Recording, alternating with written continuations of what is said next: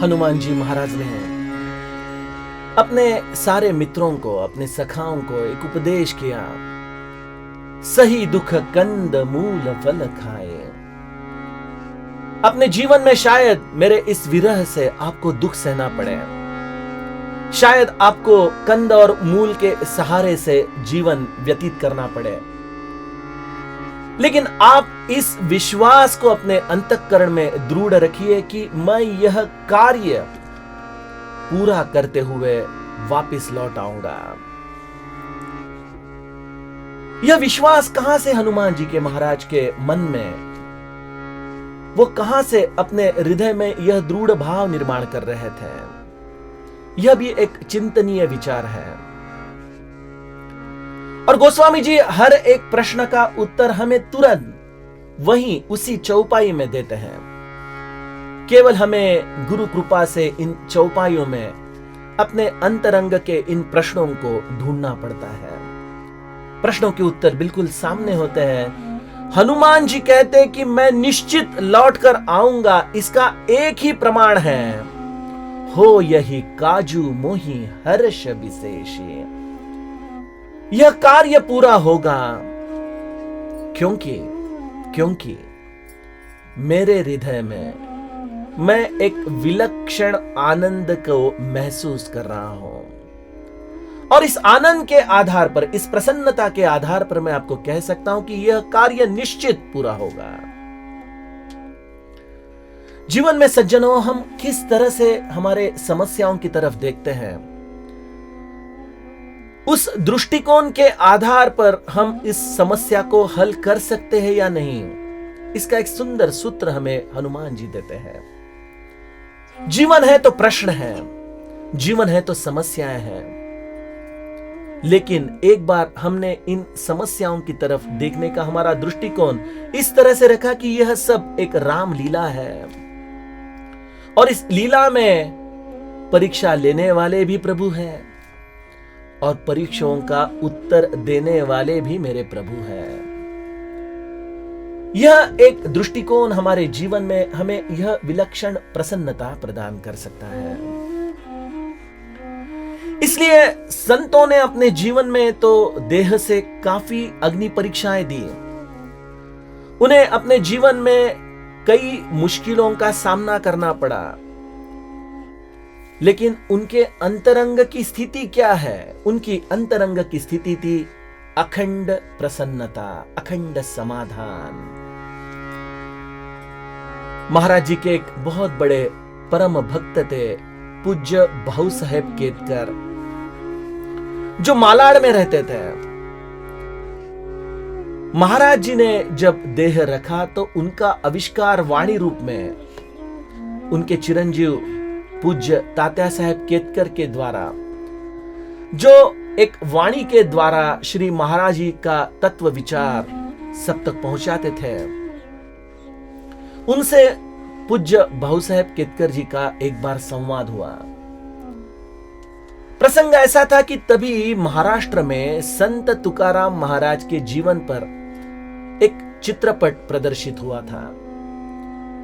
उस चित्रपट को पूज्य भाऊ साहेब केतकर जाके देखना चाहते थे, और उनकी एक आदत थी कि वो जो भी करना चाहे वो पहले महाराज जी के उनको निवेदित करके करते थे। तो उन्होंने वाणी रूप के महाराज जी के निवेदित किया कि मैं यह चित्रपट जाके देख के आऊं। महाराज ने कहा जरूर जाइए। शाम को जब वो चित्रपट देखकर आए तो उन्हें पूछा कैसा लगा संत तुकाराम महाराज का यह जीवन दर्शन। तो पूज्य भाऊ साहब बोले देखकर बहुत दुख हुआ, कितनी पीड़ाएं, कितनी समस्याएं, कितने संकट उन्होंने अपने जीवन में झेले। तो महाराज जी केवल स्मित हास्य करते हुए उन्हें कहने लगे कि यह तो केवल एक चित्रपट था, और वो भी आपने पूरा जीवन प्रसंग केवल 3 घंटों में देखा। चित्रपट तो केवल संत का बाह्यांग दिखा सकता है, उसके जीवन के प्रसंग दिखा सकता है। क्या कोई चित्रपट उसके हृदय की अंतरंग की धारा को समझा सकता है क्या? संत तुकाराम महाराज के हृदय की अंतरंग की धारा थी केवल और केवल आनंद, केवल और केवल समाधान। इसलिए ऐसे अनंत समस्याओं से जाते हुए भी यह राम काज करने वाला हनुमंत इन संत अवतारों में भी अपने हृदय में हमेशा एक आनंद के आधार पर सारी समस्याओं में, सारी अग्नि दिव्याओं में से गुजरते हुए भी जो भी उनके संबंध में आता था उसे केवल और केवल आनंद ही प्रदान करते थे। अपने जीवन में कई समस्याएं होते हुए भी जो अपने वर्तन से, अपने संवाद से सबको आनंदित कर सके, यह एक संत का विशेष लक्षण हमें हनुमान जी की यह लीला चरित्र के आधार पर प्राप्त होता है। हनुमान जी को यह विशेष आनंद, यह विशेष उत्साह इस कार्य में सफलता का एक दृढ़ निश्चय दे रहा था। आप कहेंगे कि यह विश्वास कहां से आता है, यह आनंद कहां से आता है? यह आनंद आता है दो चीजों से। एक, यह कार्य करने वाला मैं नहीं हूं, मुझसे यह कार्य करने वाली कोई एक परम शक्ति है, मैं तो केवल एक निमित्त हूं। और निमित्त को फिर अपने ऊपर इस कार्य का कोई भी एक प्रकार से दबाव लेने की जरूरत है क्या? और जब आदमी पूरी तरह से विश्वास के साथ कोई तनाव न लेते हुए इस कार्य में आगे जाता है, तो हम तो देखते हैं कि क्रिकेट की मैच में भी जो प्लेयर अपने मन में कोई भी संशय नहीं, बिल्कुल मुक्त रूप में जाता है, उससे विजय प्राप्त करने की संभावना बहुत ज्यादा होती है। मन का संशय यही हमारे जीवन में हमारे कर्ता भाव का एक प्रगटीकरण है। और हनुमान जी को यह प्रसन्नता प्राप्त होने का दूसरा कारण था अखंड निरंतर भगवत स्मरण। यह राम करता है, यह भाव संतों ने अपने हृदय में जतन किया और उसका एक ही साधन था अखंड राम नाम का स्मरण, अखंड भगवंत का स्मरण। और यही अत्यंत उत्तम सूत्र हनुमान जी भी हमें देते हैं। हनुमान जी कहते हैं कि जब वो कार्य के लिए निकले तो सिंधु तीर पे एक सुंदर ऐसा भूदर था, उस भूदर पर वो जाके खड़े हुए, अपनी आंखें बूंद ली और विनम्र भाव से अपने हृदयस्थ भगवान का वो स्मरण करने लगे, बार बार रघुबीर संभारी। ऐसे भगवत स्मरण से यह आनंद और यह दृढ़ विश्वास लेते हुए हनुमान जी ने एक बड़ी छलांग लगाई है और तर के पवन तनय बल भारी। इस तरह से आकाश में, इस गगन में भक्ति के शोध के लिए, माता सीता जी के शोध के लिए, अपने सखाओं के पुनर्जन्म के लिए, इस राम कार्य के लिए हनुमान जी कूद पड़े हैं। हनुमान जी का इस चौपाई का हर एक शब्द हमें राम कार्य के बहुत अद्भुत सूत्र प्रदान करते हैं। देखिए, यहां पे हनुमान जी जब आकाश में कूदते हैं तो गोस्वामी जी एक सुंदर शब्द लिखते हैं कि जेहि गिरि चरण देई हनुमंता, चले उसोगा पाताल तुरंता।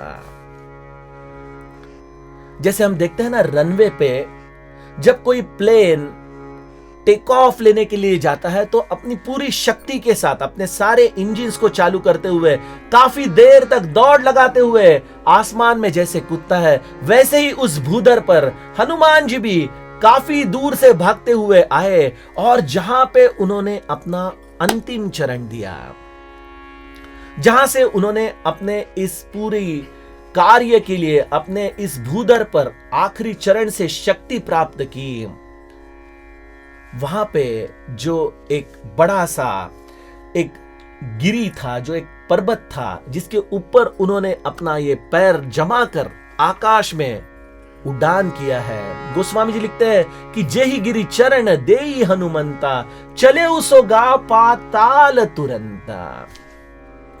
वो केवल जमीन से थोड़ा नीचे गया नहीं, वो पूरी तरह से पाताल में लुप्त हो गया है।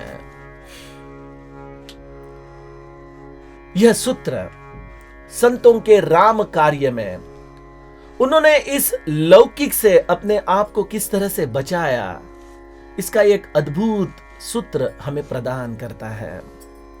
अगर हनुमान जी उस पाताल में जाने के बजाय उस पत्थर को, उस भूधर को अगर वहीं पे रखते तो क्या होता?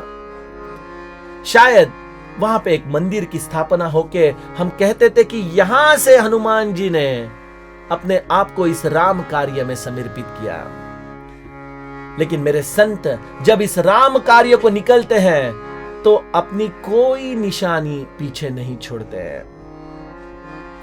महाराज के एक बड़े परम शिष्य थे आनंद सागर महाराज, जिन्होंने अपने केवल 35 उम्र में अपने देह का त्याग किया।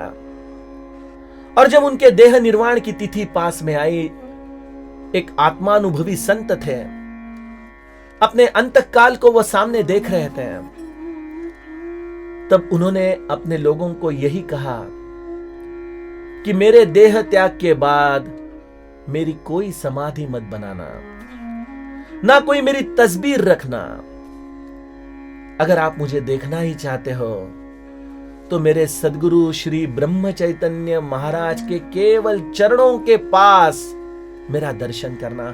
उनके चरणों का दर्शन, यही मेरा दर्शन है, क्योंकि मैं नित्य मेरे गुरु चरणों के पास स्थिर होने के लिए यह केवल लौकिक देह का त्याग कर रहा हूं। कितनी विलक्षण निस्पृहता थी, कितना विलक्षण निस्वार्थ था इस वाक्य में हमें दिखाई देती है कि मेरा कोई लौकिक स्थान इस राम कार्य के बाद इस लौकिक जग में मत रखिए मत। इस तरह से आनंद सागर ने अपने आप को गुरु चरणों में समर्पित कर दिया। तो जेहि गिरि चरण देई हनुमंता, इसका एक सुंदर सूत्र है कि हमारे लौकिक को पूरी तरह से गुरु चरणों में विसर्जित कर देना। अब यह राम कार्य की अग्नि परीक्षाओं की शुरुआत होती है। हनुमान जी ने बड़े उत्साह से, बड़े प्रसन्नता से आकाश में उड्डान किया है और वो यह सतजोजन सिंधु को पार कर लंका जाना चाहते हैं। अब वैसे देखा जाए तो जिस वेग से हनुमान जी निकले थे, कुछ पलों में, कुछ मिनटों में शायद वह सिंधु पार कर लंका पहुंच जाते हैं। लेकिन जो कार्य इतने आसानी से हो सकता है, जो कार्य बिना कोई अग्नि परीक्षा के अगर पूरा हो सकता है, तो यह कार्य राम कार्य हो सकता है क्या? यह भी एक बड़ा प्रश्न है। जैसे ही हनुमान जी ने लंका की तरफ उड्डान किया है, समस्त अस्तित्व उनके इस कार्य की परीक्षा लेने के लिए अलग अलग रंगों में उनके सामने आना शुरू करते हैं। सर्वप्रथम आती है, वो है मैनाक पर्वत की एक विश्राम स्थली। गोस्वामी जी लिखते हैं, जल निधि रघुपति दूत बिचारी, तय मैनाक हो ही श्रम हारी। इस जल निधि में जो मैनाक पर्वत है, जो सुवर्ण रूप से है, जो छुपा हुआ है, जैसे ही उसने देखा कि हनुमान जी ने इस राम कार्य के लिए आरंभ किया है, तो वैसे ही सबसे प्रथम आ गई है अपने जीवन में यह लोकेशना, जो एक सुवर्णाकार की आकार में केवल विश्राम हेतु हनुमान जी का अपनी तरफ आकर्षण करके ले रही है। हनुमान जी ने उसकी तरफ दृष्टि तो दी है, लेकिन दृष्टि देने के बावजूद हनुमान जी ने उसे केवल एक रघुपति का दूत समझकर उसको केवल स्पर्श किया है और स्पर्श करके कहा है कि जब तक भगवान कार्य को मैं पूरा नहीं कर सकता, तब तक मुझे विश्राम लेने का कोई अधिकार नहीं है। इस विश्राम में ही हम कई बार इस राम कार्य से दूर हो जाते हैं। लोगों के इस मान सम्मान में हम फंस जाते हैं। कोई हमें गुरु बना देता है, कोई हमें साधु कहता है, लोगों ने दिया हुआ सम्मान हमें अच्छा लगने लगता है और यही विश्राम हमें राम कार्य करने से परावृत्त कर देता है। रामदास तो वो है जो किसी स्थान में भी न रुके, लोगों की आसक्ति में न रुके, लोगों के मान सम्मान में न रुके, लोगों ने दिए हुए कोई अन्न वस्त्र और सुख में भी अपने आप को बांध न ले। इस तरह से हनुमान जी ने केवल इस मैनाक रूपी जलनिधि से आए हुए रघुपति दूत को स्पर्श किया है, उसको आशीर्वाद दिए है और उन्होंने अपनी भावना कही है कि आप आए, आपका बहुत शुक्रिया, आपने दिया हुआ सम्मान को मैं केवल स्पर्श करके स्वीकार कर सकता हूं, लेकिन मुझे तो राम कार्य किए बिना अब विश्राम लेने का कोई मौका नहीं है। आइए इस हनुमान जी के कार्य में आगे अब कौन सी अग्नि परीक्षाएं लिखी है, उसका चिंतन हम आगे देखें।